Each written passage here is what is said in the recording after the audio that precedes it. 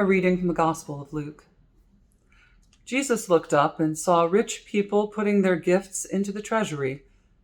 He also saw a poor widow put in 2 small copper coins. He said, "Truly I tell you, this poor widow has put in more than all of them. For all of them have contributed out of their abundance, but she, out of her poverty, has put in all she had to live on." Such a short story and so well known. The widow's mite, the woman with the 2 copper coins. I remember hearing this story as a child or a younger person and hearing it and it filling me with such gratitude, because here's Jesus saying that even 2 small copper coins make a difference. And I remember feeling very affirmed by that as a child where I didn't have much to give.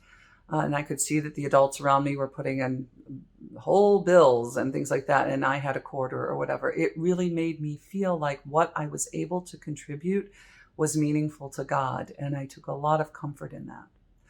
And I still think that is a helpful and that is a true reading in one way, which is that whatever it is we have to give, it matters to God. It makes a difference. As I've grown and as I've studied scripture and I've come to understand more of the social norms and mores of the time, to come to understand that when Jesus says that the rich persons who were giving to the treasury were giving their gift, that they were actually already doing something effectively like tithing or pew rents, that there was an expectation that members who belonged to the temple or would come, there was an expectation or almost a tax that they were expected to pay, and that when they came and put things into the treasury in this way, they were giving extra. It was, if you will, their annual pledge, and then being moved by generosity and throwing, more money into the plate as that goes by on Sunday morning. This is the second of those categories. And so part of what Jesus is talking about is not the relative size of the gift, but actually out of which bucket the givers are giving, right? So he has knowledge, as Jesus does, of what's going on in a person's heart. And he knows that the people who are going by and putting very generous looking, throwing generous offerings into that plate as it passes by, that they're doing that, and it's generous and it's good, but they're doing it sort of out of a lot that they have left over.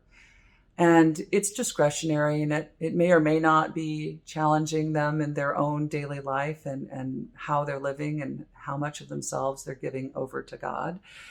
But this widow with her 2 mites, her 2 small copper coins, Jesus is saying that's her milk money. That's her money for food. And she's giving of that which would sustain her physical life.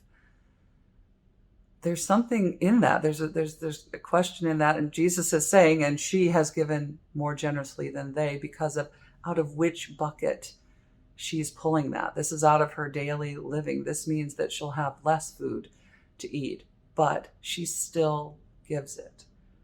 I think there's a question, why? Why would she do that? Why would someone with so little to live on want to give out of her daily living money? Not just what I have when I have all the bills paid and I've got my vacation funded and all those things that, many in the middle class experience in America try to do. But this is my paycheck that I get, and it's the money I have to live on, and out of that, I'm going to give to God. I mean, Jesus says she gave all. That troubles me a bit.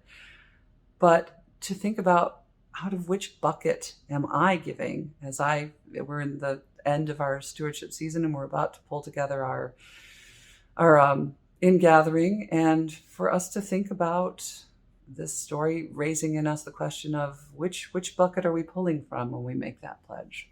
Something that's just completely and entirely comfortable to us, or something that really is sharing my life back in a way with God, sharing of the things that I would live on. Because ultimately what Jesus has come to show us is that what we have to live on, the bread of life, man does not live by bread alone, but the bread of life, the living water, that there is more to what sustains us than what we normally think of in the everyday today.